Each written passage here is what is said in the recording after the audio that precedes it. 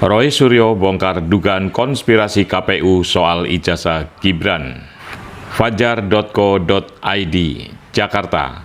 Polemik soal keabsahan ijazah SMA Wakil Presiden Gibran Rakabuming Raka seakan tidak ada habisnya menjadi pembahasan publik. Mantan Menteri Pemuda dan Olahraga Roy Suryo menduga ada permainan di balik aturan Komisi Pemilihan Umum atau KPU yang disebutnya dibuat khusus untuk meloloskan Gibran sebagai calon wakil presiden. Dilihat dalam tayangan di kanal YouTube Hersubuno Point, Roy membeberkan temuannya terkait regulasi yang dinilai janggal.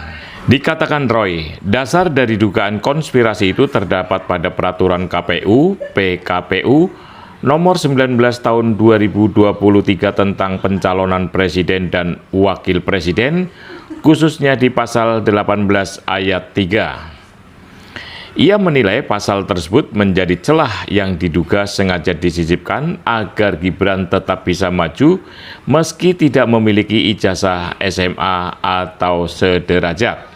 Di situ disebutkan bukti kelulusan sebagaimana dimaksud pada ayat 1 huruf M dikecualikan bagi calon presiden yang tidak memiliki kelulusan sekolah menengah atas atau sekolah asing di luar negeri. Ini pasal selundupan sengaja untuk Gibran.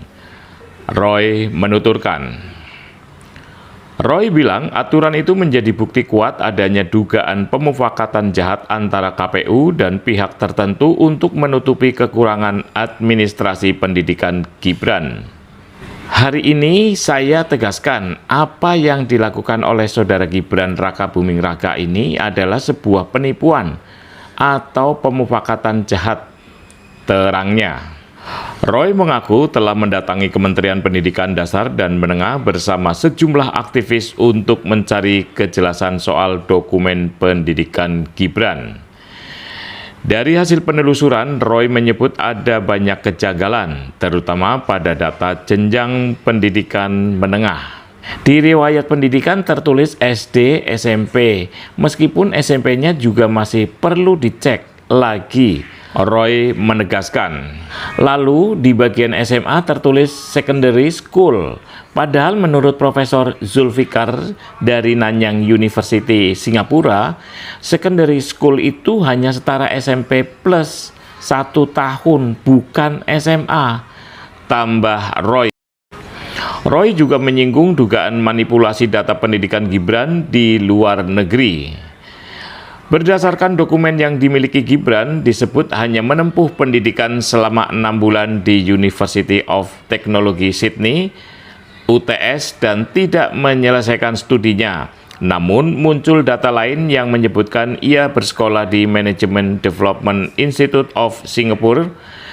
Ini aneh, di data Kementerian Sekretariat Negara justru disebutkan Gibran masuk ke MDIS dulu baru ke UTS, padahal seharusnya kebalik.